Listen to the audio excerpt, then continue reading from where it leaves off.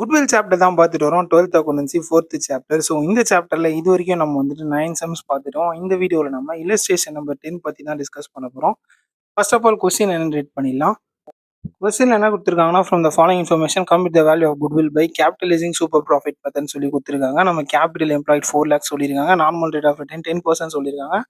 அப்புறம் வந்து 3 வருஷத்தோட ப்ராஃபிட்ஸ் வந்து கொடுத்துருக்காங்க.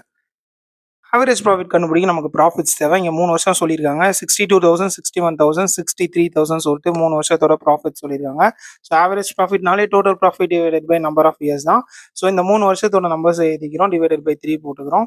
ஸோ இந்த 3 வருஷத்தோட ப்ராஃபிட் ஆட் பண்ணோம் அப்படின்னா நமக்கு 1,86,000 வருது. ஸோ 1,86,000 டிவைடட் பை 3 டேபிளில் 1,86,000 அப்படிங்கிறது நமக்கு 62 டைம்ஸ் போகும். ஸோ 62,000 அப்படிங்கிறது நமக்கு இந்த சம்மோட ஆவரேஜ் ப்ராஃபிட், அதாவது சராசரி லாபத்தோட வேல்யூ.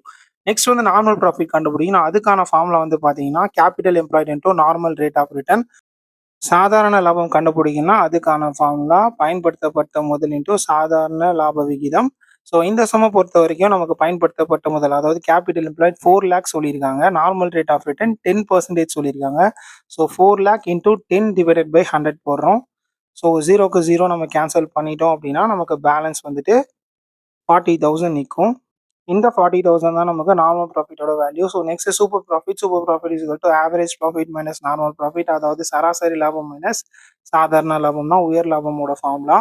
இந்த சம்மை பொறுத்த வரைக்கும் நமக்கு சராசரி லாபம் நம்ம கண்டுபிடிச்சது 62,000, சாதாரண லாபம் வந்து 40,000.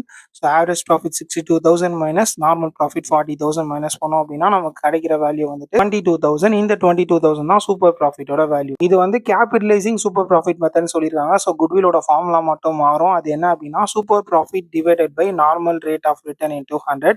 இந்த ஒரு விஷயம் மட்டும் தான் நமக்கு மாறும். கேபிட்டலைசிங் சூப்பர் ப்ராஃபிட்னு சொன்னாங்கன்னா மிச்சம் இருக்கிறது எல்லாமே சூப்பர் ப்ராஃபிட் கண்டுபிடிக்கிற வரைக்கும் அதே ஃபார்மேட் தான். ஸோ உயர் லாபம் டிவைடட் பை சாதாரண லாப விகிதம் இன்டூ 100 போடுறோம். ஸோ இங்கே நமக்கு கிடைச்ச சூப்பர் ப்ராஃபிட்டோட வேல்யூ 22,000. ஸோ அந்த 22,000 டிவைடட் பை 10% சொல்லியிருக்காங்களா, 10 இன்டூ 100 போடுறோம். ஸோ ஒரு 0க்கு ஒரு 0 நம்ம வந்து கேன்சல் பண்ணிட்டோம் அப்படின்னா பேலன்ஸ் இருக்கிறது 2,20,000. ஸோ இதுதான் வந்து இந்த சம்மை பொறுத்த வரைக்கும் நமக்கு குட்விலோட வேல்யூ. இதே மாதிரி எக்ஸசைஸ் சம் நம்பர் 10 மறக்காம ட்ரை பண்ணி பாருங்க. அதில் நான் ரெக்கரிங் இன்கம் இருக்கும், கரெக்டாக மேனேஜ் பண்ணிடுங்க.